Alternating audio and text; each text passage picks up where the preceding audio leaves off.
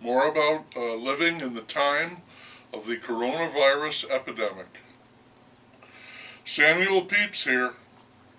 It's getting hard not to be pessimistic, and that's no help. But optimism seems foolish. All the news is bad, and the people making plans look like they're living in denial. The FDA decided that testing for the virus was so important that they would allow test kits to hit the market without testing the tests. And tests poured into the market. I recall the Trumpet boasting about all the available tests.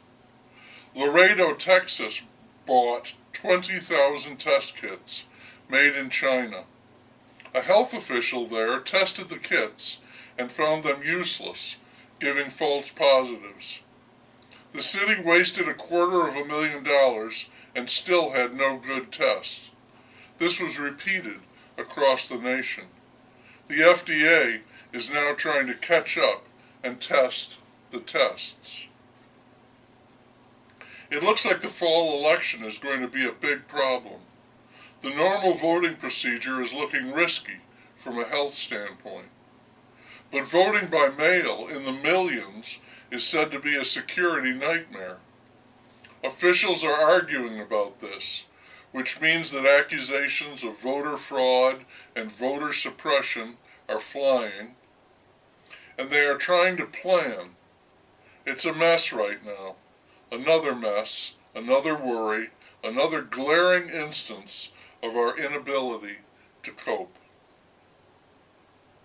The field mouse is very upset with the county where I live. We have the worst numbers in the state. He calls it frightening. He says the virus is being community spread, and that's because of our behavior. We did not wear masks or keep the social distance. He urged us to do better. We are in the middle of this, he said, and what we do will determine the outcome. At least he isn't putting the clamps back on, not yet anyway. But he still is running the show, that's clear. And I am one who has been put in the corner wearing a dunce cap and a mask. He urged me to get tested. I'm not going to do that now. I do wear a mask when I go out.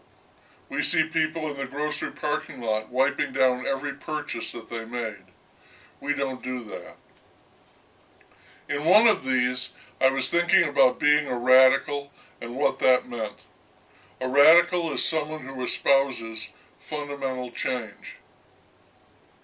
Last night we watched a show on immigrant communities in America, a different ethnicity in each episode. This one was on Italians in Philadelphia. They have been there for generations, since the late 1800s. They loved America, they had come here for a better life, and they found it. But they still wanted to preserve the ways of the old country, that part of it from which they'd come. They were proud of their cultural heritage, and they protected the traditional ways in clothing, music, dance, and food. They had a restaurant that prepared its dishes the same way that had been done by the great-grandmother. Her picture was on the wall over 100 years ago.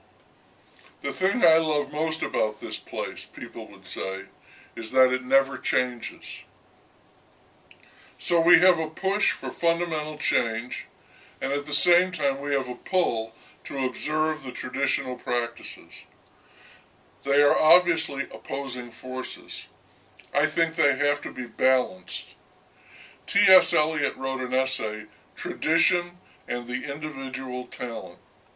I don't know what his conclusions were, but I think an artist strives to be fresh and new, but builds upon all that has come before.